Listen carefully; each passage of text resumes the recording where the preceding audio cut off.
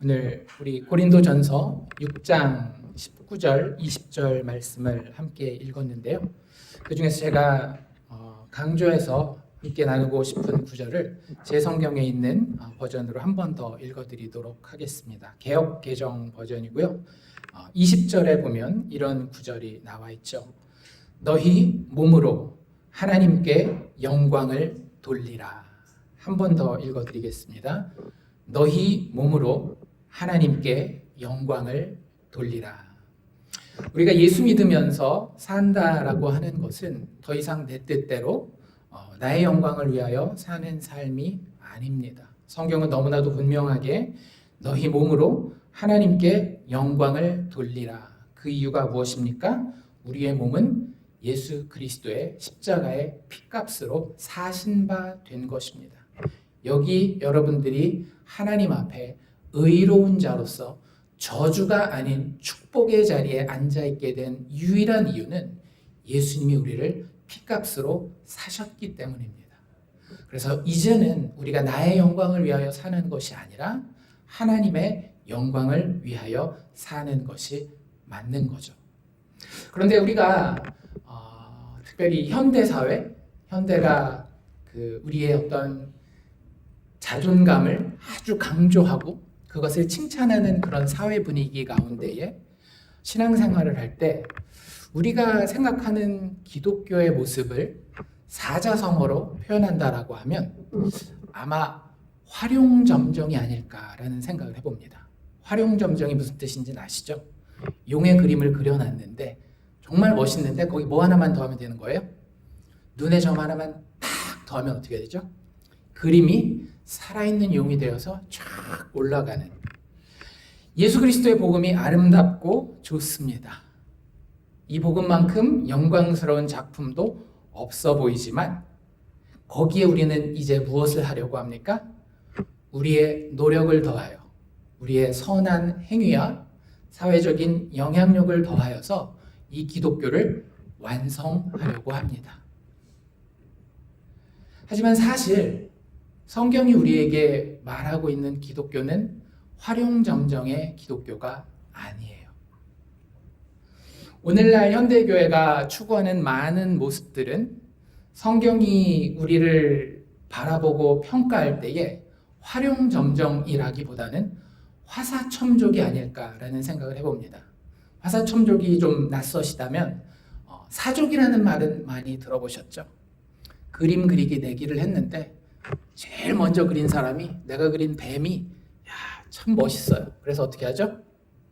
다리가 없네. 그래서 다리를 더해서 그린 순간 그 사람은 더 이상 뱀을 그린 겁니까? 아닙니까?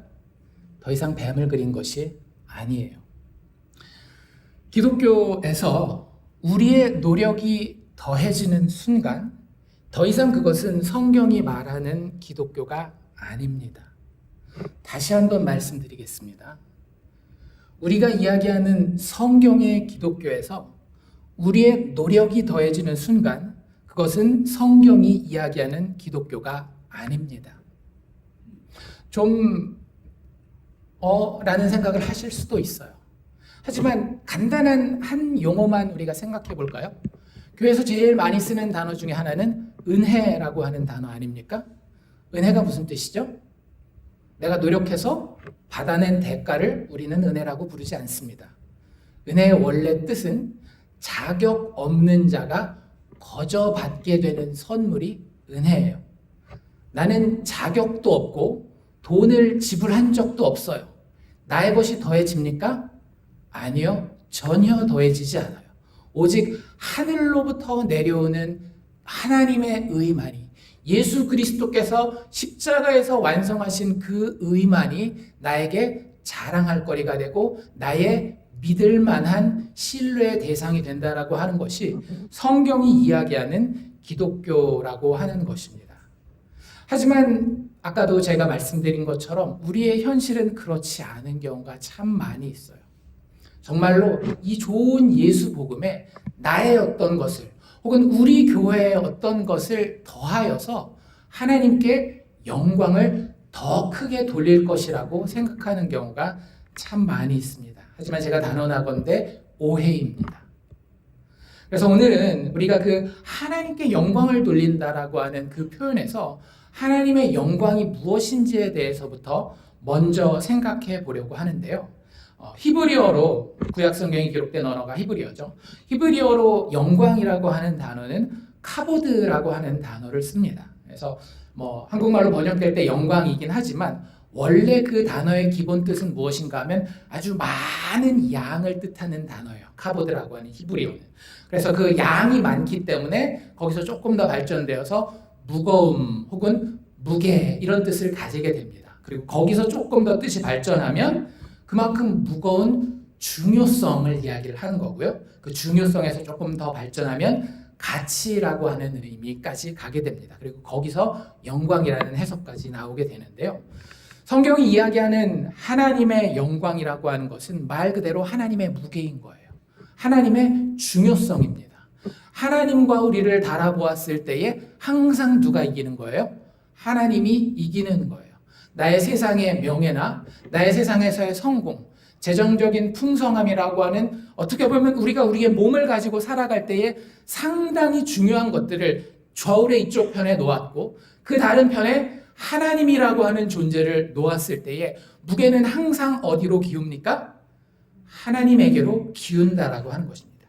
그리고 그것을 알게 되고 그것이 우리에게 드러났을 때 그것을 우리는 하나님의 영광이라고 이야기하는 거예요. 내가 뭔가 하는 것과 아무 상관이 없는 거죠. 그냥 하나님의 하나님 되심, 그게 하나님의 영광인 겁니다. 그렇기 때문에 우리가 하나님께 영광을 돌리기 위해서는 하나님이 어떤 분인지 아는 것 자체가 굉장히 중요해요. 여러분들 하나님은 어떤 분이십니까? 여러 가지 답이 나올 수 있을 거예요. 하나님 능력 있으신 분입니다. 하나님 나의 병을 치유하시는 분입니다. 나의 가정의 문제를 해결하시는 분입니다. 여러 가지 이야기를 할 수 있는데 여러분들 성경에서 하나님을 소개하는 것은 결국에는 모든 것이 한 방향을 향해 가게 되어 있습니다. 그것은 바로 하나님의 자격 없는 죄인들을 위한 구원이라고 하는 주제입니다. 예를 들자라고 한다면 구약 성경의 가장 위대한 위인 중에 하나인 모세라고 하는 사람이 출애굽할 때에 하나님을 너무너무나 보고 싶었어요. 나를 사용해서 내 백성 이스라엘을 지금 종살이하는 애굽에서 꺼내시는 이 하나님이 어떤 분인지 내가 좀 알고 싶습니다. 주님 나를 만나 주십시오라고 하는 그 장면이 출애굽기 34장에 나옵니다. 6절 7절에 보면 그 장면을 이렇게 묘사하고 있는데요. 여호와께서 그의 앞으로 지나시며 선포하시되 하나님이 직접 모세에게 내가 어떤 존재다, 나의 영광이 어떤 것이다를 설명하는 장면이에요. 여호와라 여호와라 자비롭고 은혜롭고 노하기를 더디하고 인자와 진실이 많은 하나님이라. 여러분 이 하나님이 여러분이 알고 있는 그 하나님입니까? 아니면 여러분은 실용적인 하나님을 섬기고 있습니까? 나의 경제적인 형편, 인간관계, 세상의 성공을 돕는 그런 하나님이 여러분의 하나님인지 아니면 하나님 스스로가 자신을 드러내신 자비롭고 은혜롭고 노하기를 더디하고 인자와 진실이 많은 하나님이신지. 그리고 계속해서 9절은 이렇게 연결됩니다. 인자를 1000대까지 베풀어 악과 과실과 죄를 용서하리라. 그러나 벌을 면제하지는 아니하고 아버지의 악행을 자손 3, 4대까지 보응하리라. 여러분 이게 하나님이 자기 자신을 드러낸 자기 자신의 성품이십니다. 이게 하나님의 영광이라고 하는 거예요.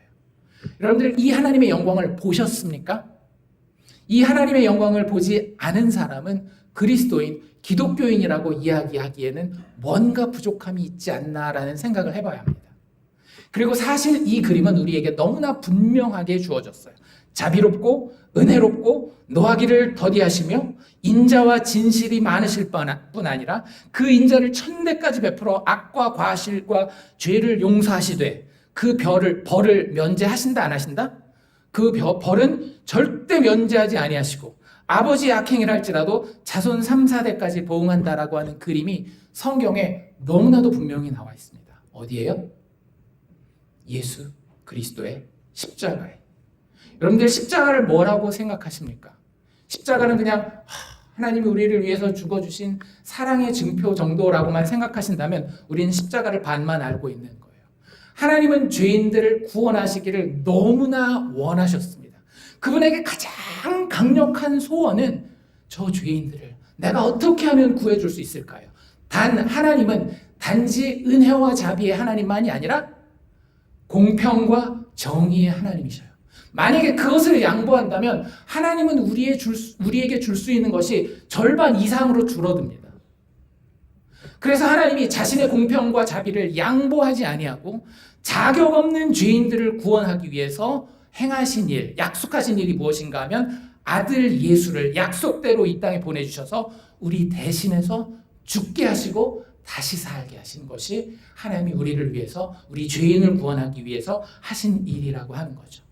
그래서 예수 십자가를 통해 드러난 하나님의 하나님 되신, 즉 완벽한 공의와 완벽한 사랑이라고 하는 것이 하나님의 영광입니다.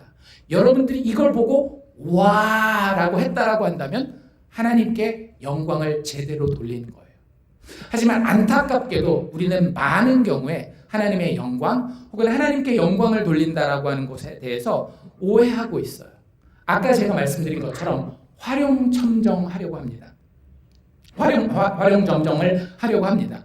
내가 뭔가를 더 한다라고 한다면 하나님이 거기서 영광을 더 받지 않을까? 다른 말로 표현한다라고 하면 내가 만족하면 하나님도 만족하시고 영광 받으실 것이라고 착각하는 경우가 많다라고 하는 거예요. 몇 가지 예만 제가 한번 들어볼게요. 교회가 세상 사람들 보기에 좀 더 큰 사회적인 봉사를 하면 역시 우리 교회가 이렇게 많이 이번에 구호 물품을 보내고 구제 헌금을 보내므로 세상 사람들보다 하나님께 더 영광을 돌렸다라고 생각해 보신 적 없습니까?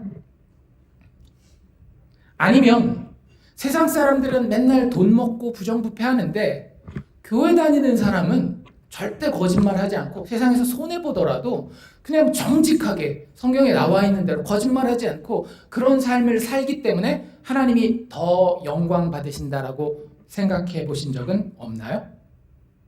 아니면 저 밑바닥에서 세상 사람들이 잘 알아주지도 않는 장소에 있는 것보다는 세상에서 영향력을 끼칠 수 있는 지위에 기왕이면 선생님을 할 거면 대학 교수를 하는 게 좋아 이런 식으로 해가지고 그런 이야기를 하고 그런 생각을 하고 내가 그 자리에 올라갔을 때 혹은 내 자녀들이 그런 자리에 올라갔을 때 하나님께 영광입니다 라고 생각해 보시지는 않았느냐라고 하는 거죠. 성도 개인의 모습에 있어서는 내가 세상과 경쟁해서 승리한 것, 우리 이런 모습들 많이 보지 않습니까? 금메달을 따면 하나님께 영광, 은메달을 따고 하나님께 영광 들어보셨습니까? 저는 잘 못 들어봤어요. 최소한 금메달 정도는 따야 하나님께 영광이 돌아가는 겁니까? 우리 아이가 어느 대학 정도 가면 하나님께 영광입니까? 인서울 했으니까 하나님께 영광입니까? 인서울 가지고는 요즘엔 안 되죠. 스카이 정도는 가야 하나님께 영광 아닙니까? 그래서 은근히 내 자녀가 좋은 대학을 가고 좋은 직장을 가졌을 때 역시 우리가 하나님께 영광 돌려서 그렇게 생각하지는 않으시나요? 제가 너무 세속적인 예들만 들었습니까? 성경에 나와 있는 우리가 교회 생활을 오랫동안 하면서 지켜야 할 것으로 여겨지는 율법적, 종교적 요구를 충족시키고 하나님이 영광 받으셨겠다라고 생각해 본 적은 없으십니까? 예를 들자면 40일 작정 기도를 했어요. 많은 사람들이 아침잠 때문에 회사 일정 때문에 하루 이틀씩 빠졌는데 나는 40일을 다 했어요. 하나님 그것으로 인하여서 그래도 요만큼이라도 조금 더 영광 받으실 것이라고 생각하십니까? 하나님 쪽에서의 답은 아주 간단합니다. 아니요. 하나님은 그런 것으로 영광 받으실 수가 없습니다. 구약 성경에 보면 하나님이 가장 아름답게 영광 받으시는 장면 중에 하나가 솔로몬이 성전을 완성하고 난 이후예요. 얼마나 하나님의 영광이 정말로 엄중하고 근엄하게 임했는지 그 성전에 제사장들이 들어가서 자신들의 직무를 다 하지 못할 정도로까지 그 성전에 하나님의 영광이 임합니다. 그 아름다운 건물을 놓고 여러분들 솔로몬이 뭐라고 고백했는지 아십니까? 하늘의 하늘이라도 하나님을 닮지 못하겠거늘 우리가 손으로 지은 이 성전이 어떻게 하나님을 닮고 하나님께 영광을 돌릴 수 있겠습니까? 라고 고백해요. 선지자 이사야는 이사야서 64장에서 우리의 의에 대해서 이렇게 설명합니다. 우리의 의는 더러운 옷과 같다. 실제 성경 원어에는 그게 더러운 걸레라는 뜻이에요. 뭐가요? 우리가 실수하고 잘못한 이런 거요? 아니요. 우리가 우리의 최고의 것을 들고 나아갔을 때에 세상 사람들이 도저히 반박하지도 못할 만한 영향력과 선함을 가지고 나아갔을 때에도 하나님은 그것을 보고 뭐라고 얘기하신다라고요? 더러운 걸레에 불과하구나 라고 이야기하신다라고요. 어떻게 그것 가지고 하나님께 영광 돌린다라고 이야기하실 수 있겠습니까? 로마서 3장에서 사도 바울은 이렇게 이야기하죠.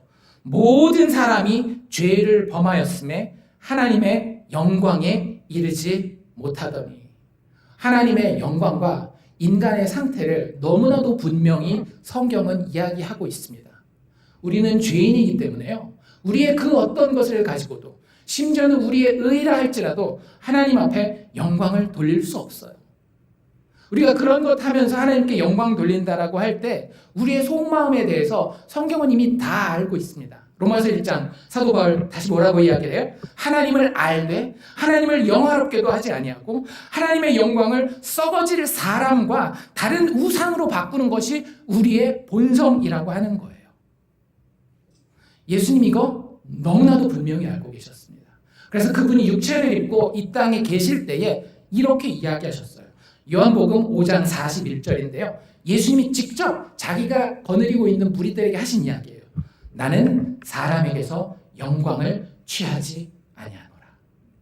누가 하신 얘기라고요? 예수님이 하신 얘기라고요. 나는 너희가 좋은 대학 가고 돈 많이 벌고 세상에서 도덕적으로 모범이 되는 것 가지고 영광 받지 않겠다라고 정확하게 선언하고 계셔요. 같은 장에서 예수님은 이렇게도 이야기를 합니다. 너희가 구하는 영광, 너희는 서로 영광을 구하는구나. 그쵸? 막 겸손한 척 하면서 다른 사람들 막 칭찬해주면서 자기도 은근슬쩍 비슷한 거 나도 그 정도까지는 했으니까, 아니면 최소한 나는 그 잘하는 거에 대해서 찬성했으니까, 박수 쳤으니까, 그러면서 서로 영광을 구하지 아니하느냐. 너희는 오히려 하나님께로부터 오는 영광은 구하지 않는구나. 나를 믿지 않는구나 라고 예수님이 직접 이야기하셨다라고 하는 거예요. 다시 한번 말씀드리지만 성경은 이렇게 우리의 의로 하나님께 뭔가 보태어서 영광을 돌리는 기독교를 인정하지 않습니다. 그러면 여러분들 어떻게 하나님께 영광을 돌려야 하겠습니까? 우리가 알기로는 웨스트민스터 신앙고백 제1문에 이런 질문이 있죠. 인간의, 사람의 제1되는 목적은 무엇입니까? 뭐예요? 하나님을 영화롭게 하고 하나님께 영광을 돌리고 그 하나님을 영원토록 즐거워하는 것이다 라고 이야기를 하고 있어요. 하나님께 영광을 돌려야 된다라고 하는 것은 우리가 몸을 가지고 이 땅에 사는 동안 거역할 수 없는 우리의 지상 명령이 맞긴 맞아요. 그런데 방금 말씀드린 것처럼 우리의 능력으로 안 되는데 어찌합니까? 그냥 다 손 놓고 포기하고 살까요? 결론부터 말씀드리도록 하겠습니다.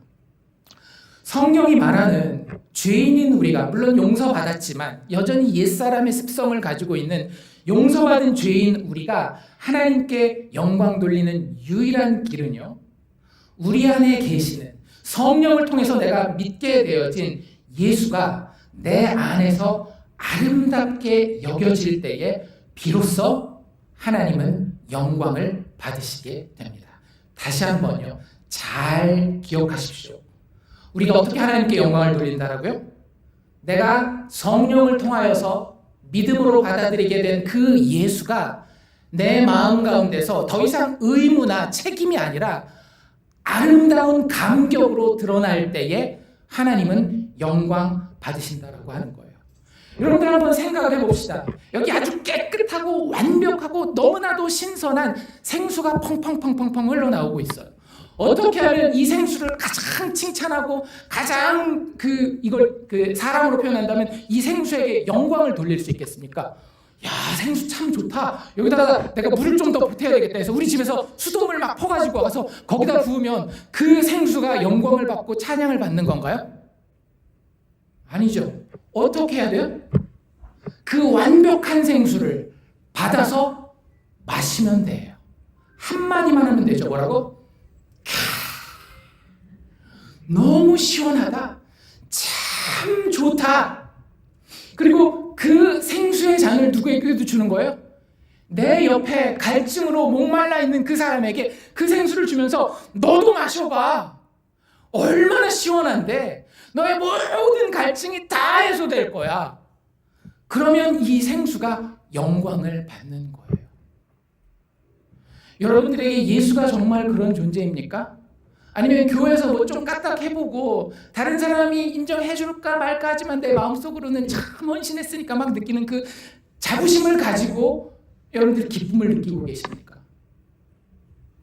여러분들 세상은 심지어는 죄인들의 모임인 교회는 여러분들에게 그렇게 따뜻하지만은 않습니다. 오늘 우리가 본 6장 7절의 배경에 보면 6장 7장의 배경에 보면 교회 안에 고린도 교회가 참 사도 바울에게는 이 애증의 관계에 있었거든요. 그 교회를 사랑하지만 문제들이 있었는데 그 중에 한 문제가 어떤 문제인가 하면 같은 믿는 사람들끼리 교회 다니는 사람들끼리 갈등이 생겨서 고소를 한 거예요. 어디다가? 세상 법정에다가 나가서. 그러니까 사람들이 만나면은요 다 밖에 있는 사람이나 안에 있는 사람이나 큰 차이는 없다라고 보시는 게 맞습니다. 물론 궁극적으로 우리가 예수 안에서 성령의 도우심 가운데 그분의 강권적인 역사로 성화의 과정을 겪어가긴 하지만 그게 아직은 완벽하지 않아요. 그렇기 때문에 여러분 교회 내에서도 참 상처 받으실 수 있습니다. 야, 교회에서 어떻게 이렇게 나한테 말할 수가 있지? 저 사람은 어떻게 나한테 이렇게 대우할 수가 있지? 내가 인사했는데 인사도 안 받는 것 같고. 교회 밖은 훨씬 더 심하죠. 그런데 여러분들이 정말 예수를 만나셨다면 예수가 여러분을 어떻게 대하셨는지 아셔야 합니다. 그 누구도 나를 이렇게 대하지 않으셨어요. 내가 아무것도 할 줄 모를 때에 군대로 이야기한다면 이제 막 이등병 들어가서 어버버버버 하고 있을 때에 내 고참이라고 나보다 좀 더 능력 있다고 너 그게 뭐야 막 이래가면서 요즘 군대는 뭐 그러지도 못한다라고 하지만 옛날 방식으로 생각해 봤을 때 그렇게 나를 구박하고 능력이 되면 높여주지만 능력이 되지 않을 때는 나를 짓밟고 정말로 깨뜨리는 그런 대우가 세상에서 우리가 받는 대우라고요. 세상에서 나보다 능력이 조금 있는 자도 나를 그렇게 대하는데 온 우주의 창조자시며 모든 정의를 이 손에 붙들고 모든 피조물들에게 필요한 생명을 공급하시는 그분이 자격 없고 능력 없는 나에게 찾아오셔서 나를 꼭 껴안고 너는 살아야 한다. 너는 살아야 한다. 네가 피덩이라 할지라도 너는 살아야 한다라고 하는 그 대우를 여러분들 받으셨단 말이에요. 그리고 그 자리가 십자가입니다. 예수께서 피를 뚝뚝 흘리면서 너는 핏덩어리라도 내 그 피를 다 씻어서 너를 하나님 앞에 의롭고 산 자로 영원한 생명을 소유한 자로 만들어 놓고 말겠다라고 이야기한 자리가 십자가라고 하는 그 자리예요. 여러분들 그 십자가가 좋지 않습니까? 그 십자가가 여러분들에게 아름답지 않느냐라고요. 아까 생수를 마신 것처럼 와 시원하다 너무 좋다. 우리가 잘 아는 찬양 나 같은 죄인 살리신 원래 영어 제목이 뭡니까? Amazing Grace. How can it be? 정말로 놀라운 십자가의 그 은혜 어찌 그럴 수가 있습니까? 내가 자격이 없고 나는 능력도 없는데 심지어는 원하지도 않았는데 주님이 나를 사랑하셔서 어떻게 나를 그렇게 대해 주십니까? 여러분들 그 감격이 있으시냐라고요. 여러분들이 그렇게 감격하실 때에 하나님은 그것으로 영광 받으시는 거예요. 여러분들이 진짜 뭐 40일 금식기도 새벽기도 뭐가 되든지 간에 아니면 세상 사람들이 뭐 정말로 칭찬은 집을 팔아서 가난한 사람을 도와줬던지 간에 하나님 그런 거 상관 하나도 안 하셔요. 그건 다 상대적인 것이고 많은 경우에는 내 사랑을 위해서 하는 거 아닙니까? 나 만족을 위해서 하는 거 아닙니까? 죄인의 의는 하나님 앞에 더러운 걸레와 같은데 우리가 오직 하나님이 보내신 그 아들을 내 마음 가운데 즐거움과 기쁨으로 받아들일 때에 하나님은 영광 받으신다라는 거예요. 여러분, 내가 그리스도인으로서 가난한 자에게 물질을 공급하는 거, 이거 하나님께 영광입니까? 아닙니까? 우리 아까 목자님이 설명하신 그 예에서도 참 어려운 질문일 수 있어요. 답은 yes and no입니다. 내가 기독교인이라는 이름을 달고 이름표를 달고 가난한 자에게 물질을 공급할 때 이것이 하나님의 영광이 될 수도 있어요. 왜요? 내가 가난한 자를 도와줬기 때문이 아니라 내가 그리스도를 묵상해요. 그리고 그리스도가 나를 위해서 십자가에 오셨다라고 하는 것이 너무나 놀랐습니다. 내가 부유하게 되기 위해서 그분은 아무것도 걸치지 않은 거렁뱅이가 되어서 십자가에서 죽을 수밖에 없는 그 모습을 봤을 때에 내 마음이 견디지 못하고 십자가의 대속의 은혜에 대한 주체할 수 없는 감격 때문에 불쌍한 사람에게 나의 있는 것을 심지어는 내가 손해보고 불편하다 할지라도 더해 주었다라고 한다면 하나님은 그 일로 영광 받으셨습니다. 하지만 반대로 만약 그 일이 나를 만족시키는 일이라서 하는 거였다라고 한다면, 물론 여러분들 대놓고 그렇게 얘기하시진 않겠죠.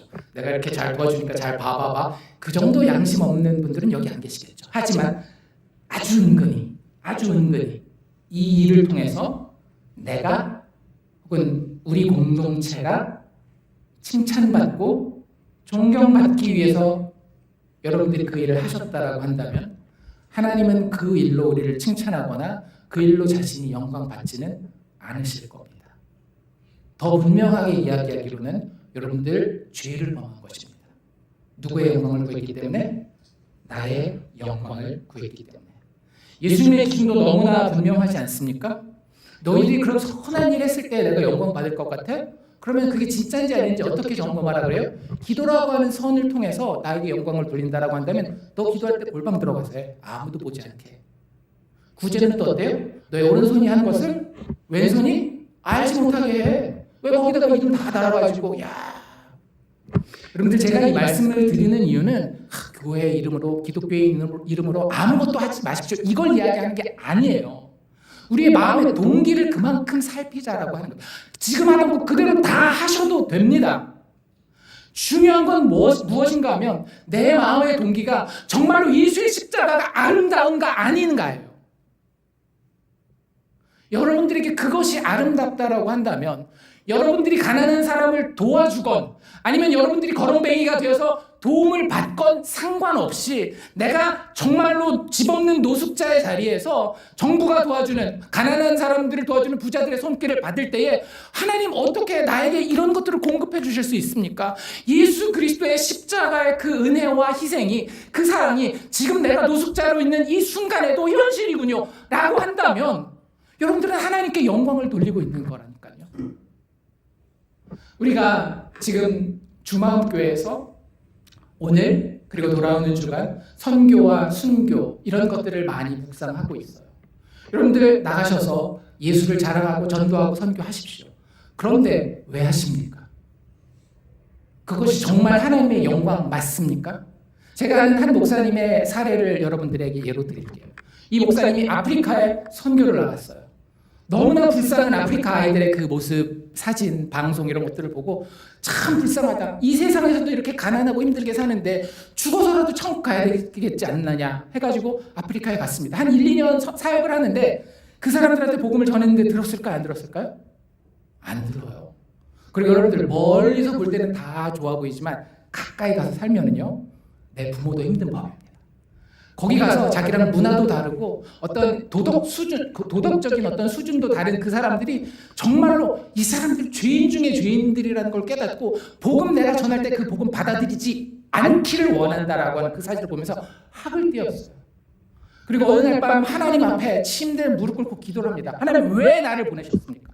왜 나를 보내셨습니까? 이 자격 없는 자들 인간적인 판단의 기준으로는 그냥 이대로 자기들의 죄 가운데 살다가 지옥 가는 것이 훨씬 나은 것 같은데 왜 나를 보내셨습니까? 한참 울면서 하나님과 씨름하면서 기도하는데 하나님의 음성이 이렇게 들리는 거예요. 내 아들의 죽음의 영광을 그들의 가운데서 찾는 것이 옳지 않냐.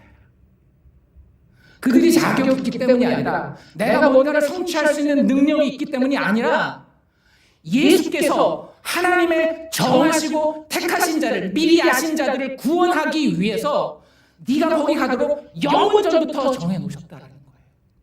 그 십자가의 피 한 방울 한 방울이 낭비되지 아니하고 그 선교사가 정말로 그 자기를 적대하는 그 환경 가운데 가서도 복음을 들어야 할 영혼이 있기 때문에 하나님 보내셨다라고 하는 거죠.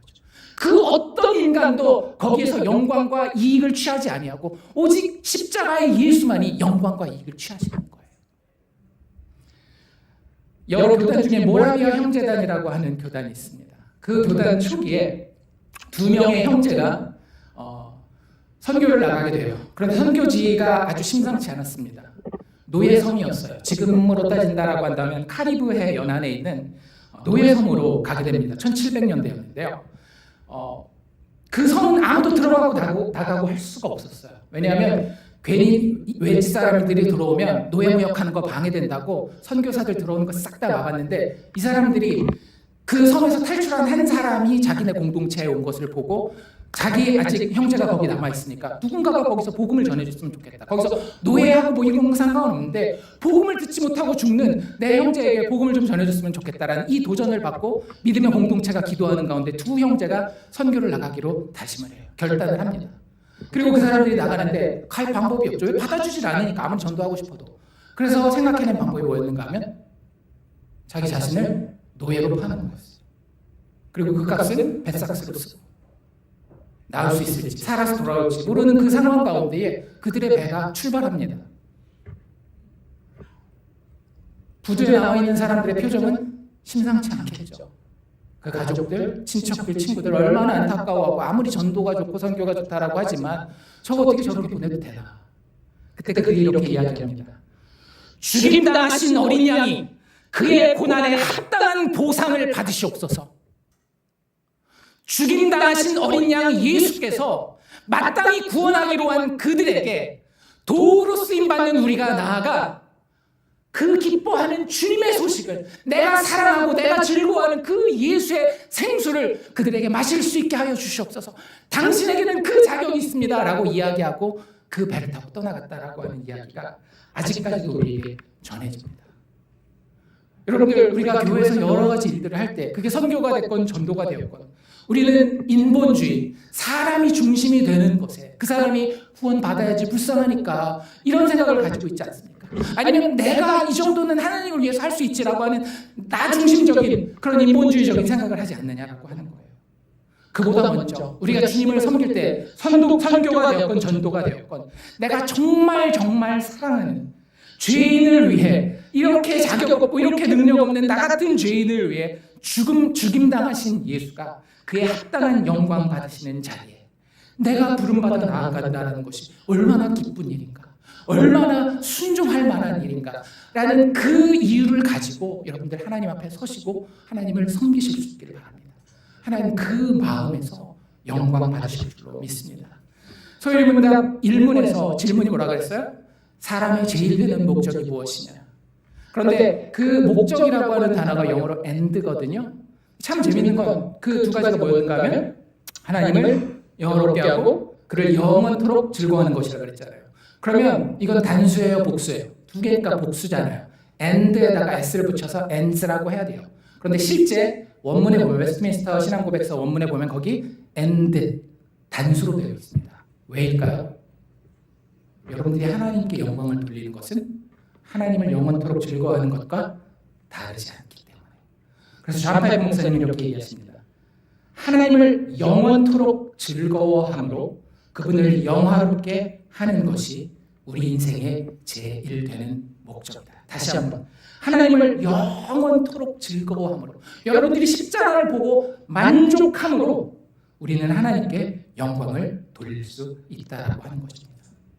우리가 몸을 가지고 우리의 삶을 살아갑니다.